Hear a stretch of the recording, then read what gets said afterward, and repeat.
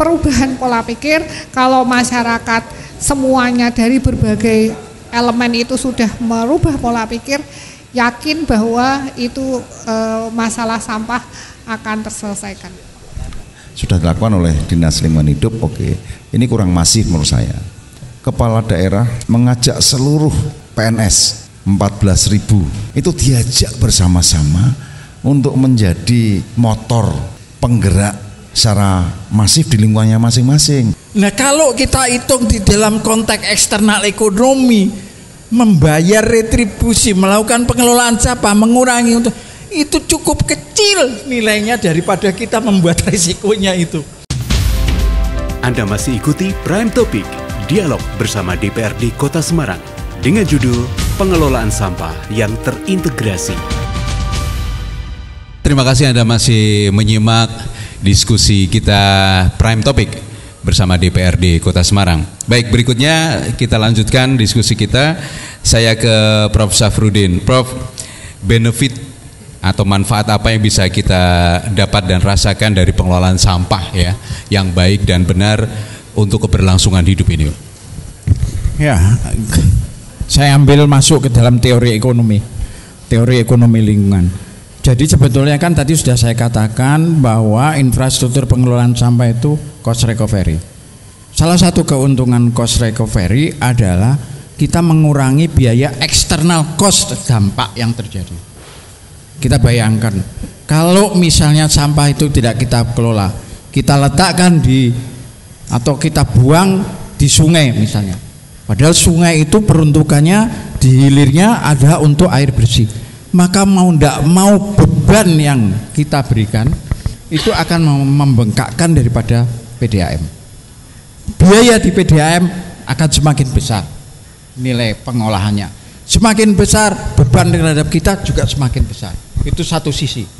Di sisi lain, CO2 ekivalen akibat terjadinya proses eutrifikasi yang ada di dalam air karena sampah mengakibatkan perubahan iklim yang sangat besar.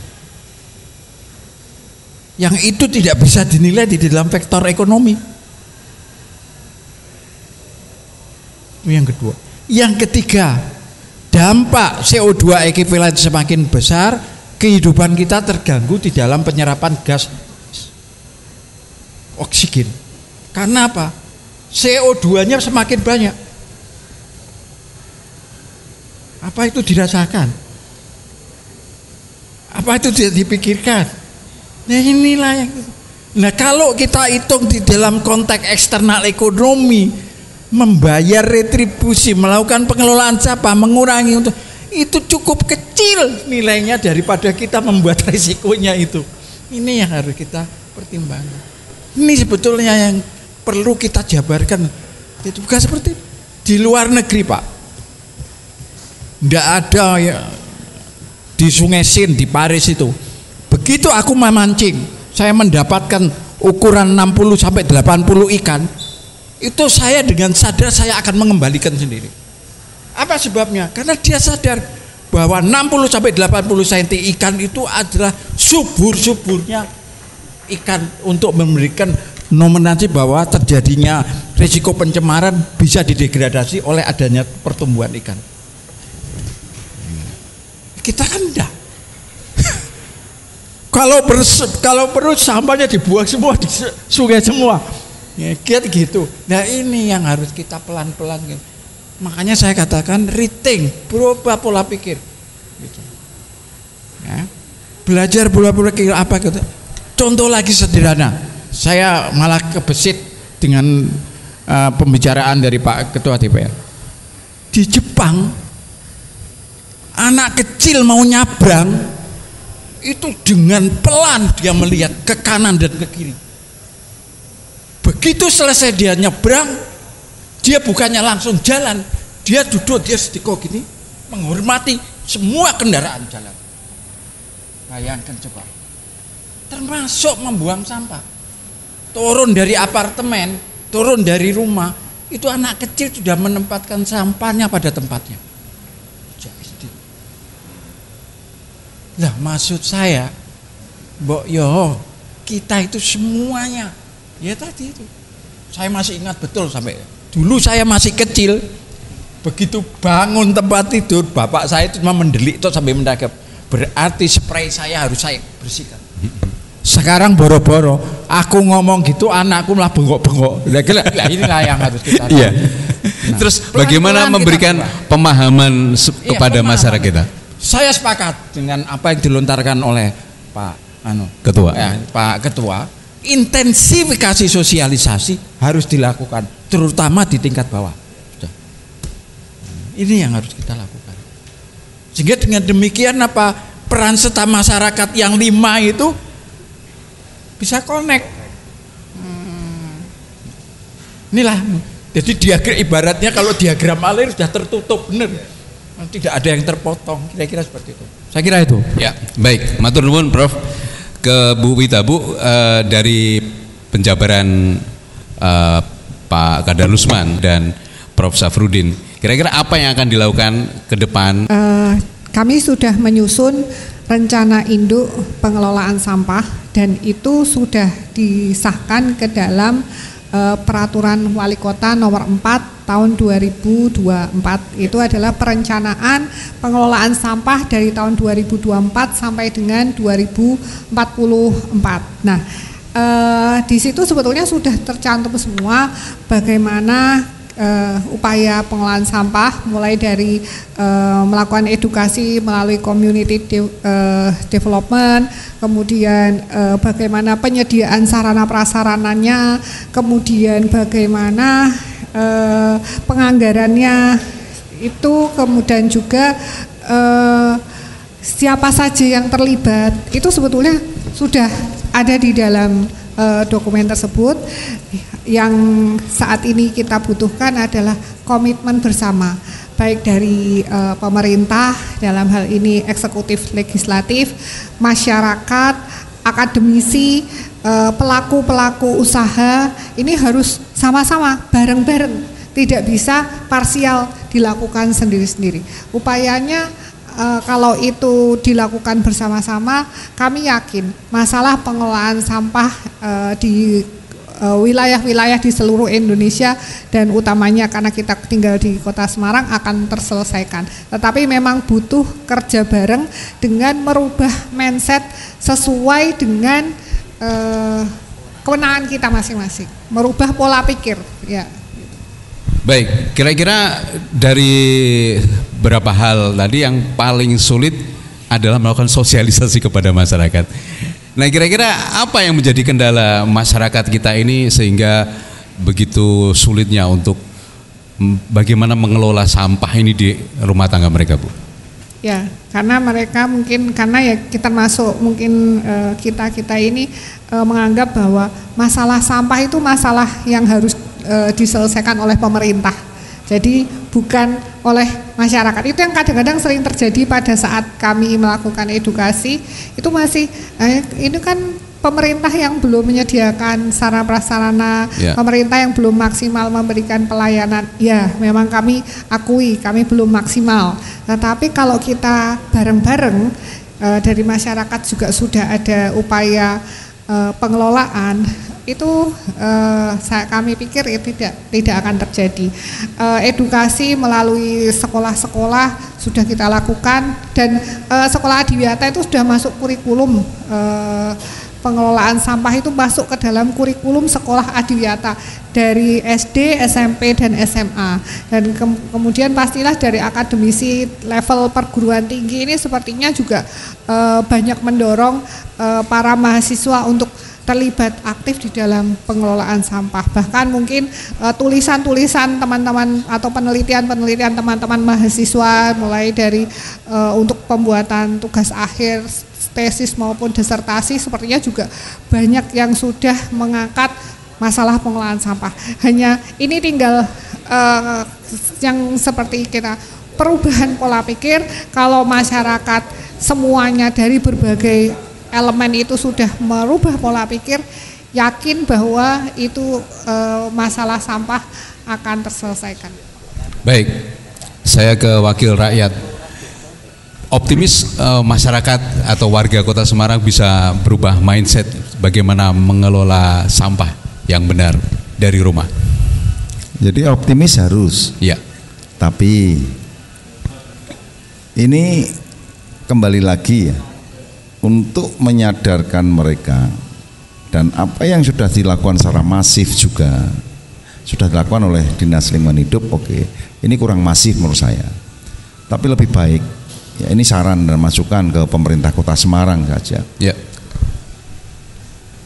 Kepala daerah mengajak seluruh PNS 14.000. Iya, itu kurang lebih 14.000 itu yang nyebar di mana-mana, walaupun semuanya tidak di Kota Semarang, tetapi kan mayoritas tinggal di Kota Semarang. Itu diajak bersama-sama untuk menjadi motor penggerak secara masif di lingkungannya masing-masing. Nah, ini diajak bersama-sama supaya kepedulian itu dari semua pihak, semua komponen, dari semua stakeholder dan semua lembaga itu tergugah semuanya. Tapi diawali, karena ini pemerintah Kota Semarang, dan di Kota Semarang diawali dari diri kita yang ada dalam pemerintahan itu sendiri. Itu satu. Dua, mungkin pada saat menempatkan pada saat menempatkan dari PNS itu untuk lurah, untuk camat, itu dikasih semacam apa ya, tantangan. Pokoknya ini tentang sampah harus bisa diselesaikan. Ya, jadi mereka ada tanggung jawabnya. Di samping pelayanan, mereka tetap punya beban untuk menjaga lingkungan di wilayah kelurahan itu bersih. Nanti dapat reward, semisal dilombakan. Pokok segala cara upaya dilakukan supaya semuanya itu terangsang. Akhirnya dengan sendirinya nanti kesadaran masyarakat akan tumbuh berkembang. Saya optimis itu bisa. Kepala daerah harus ngajak seluruhnya dulu, seluruh OPD. Kalau keberatan mereka, ya nanti ada sanksi. Sanksi tidak harus di ini, enggak, pada ada sanksinya lah mungkin. Lah ini mereka merasa terbebani itu lama-lama dari yang merasa terpaksa menjadi hal yang biasa. Dan seterusnya menjadi kebiasaan. Ini keren loh. Wah, ngono kira-kira ini. Kan yang kemarin yang viral kan truk yang lubang gitu ya. Nggak ada yang viral orang buang sampah gitu Mas ya. Ya. Kalau kejepret, lah dengan diajaknya bersama-sama, ya, mereka menjaga lingkungannya dengan bersama-sama.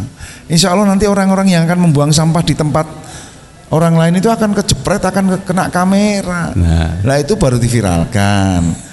Nah inilah yang harus dilakukan secara bersama-sama dari dalam dulu.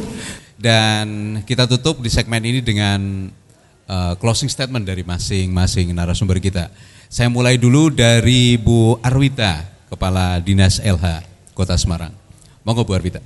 Baik, Pak Dendi, bahwa tadi yang kita tekankan bahwa kesadaran masyarakat bahwa sampahku adalah tanggung jawabku itu harus kita tanamkan ke dalam diri kita tadi dengan mengubah pola pikir, kemudian aksinya itu adalah bagaimana kita melakukan upaya pengurangan, pemilahan dan pengolahan, kemudian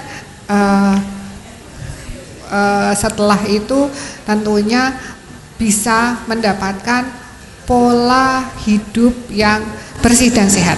Jadi yang utama adalah merubah pola pikir dan menyadari bahwa sampahku adalah tanggung jawabku. Terima kasih. Baik, saya juga tambahin pertanyaan Bu Arwita, kira-kira bentuk dukungan apa lagi yang perlu diberikan DPRD untuk LH Kota Semarang? Yang pertama penganggaran Pak Ketua. Penganggaran Pak Ketua, karena edaran dari Kementerian Lingkungan Hidup itu idealnya anggaran pengelolaan sampah itu adalah minimal 3% dari APBD.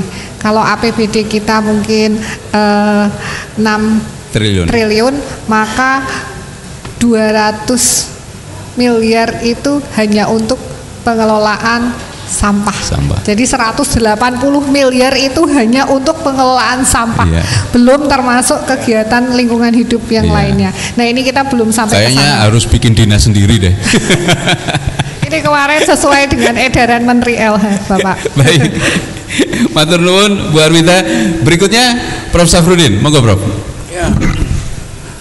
Yang pertama yang ingin sampaikan, saya memahami bahwa saya menghimbau kepada semua masyarakat, terutama di Jawa Tengah dan khususnya di Kota Semarang, bahwa sampah itu adalah tanggung jawab bersama, dan itu adalah infrastruktur yang cost recovery, yang membutuhkan biaya di dalam konteks pengelolaan.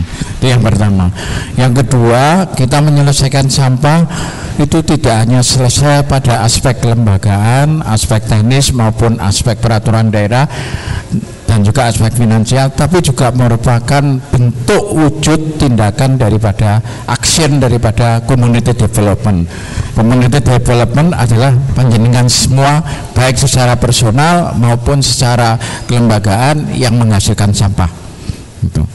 Yang ketiga adalah mau tidak mau, kalau kita bisa melakukan itu dengan baik di dalam rangka pengelolaan sampah yang mempertimbangkan semuanya itu menjadi satu, maka hidup kita akan lebih murah daripada itu.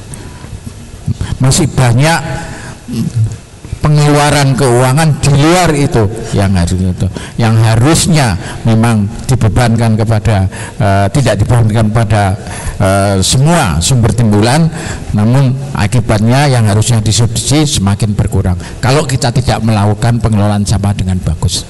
Saya kira ini yang perlu kita sadari. Baik, terima kasih Prof Safrudin dari Undip Semarang. Berikutnya terakhir Mas Kadar Lusman, silakan Mas untuk memberikan statement terakhirnya. Jadi saya mengajak seluruh warga masyarakat Kota Semarang untuk bersama-sama menjaga, mengelola, untuk menjadi bersih lingkungan kita. Karena ada slogan yang namanya ulahku kerugian keluargaku, ulahmu menjadi kerugian keluarga besar yang ada di lingkunganmu. Nah, jadi dari ulah kita, keluarga kita sudah ternodai. Tapi ulahmu itu membuat kerugian semua orang di sana. Nah, ayolah kita bangun kesadaran bersama-sama. Kita tidak hanya mengandalkan dari pemerintah Kota Semarang.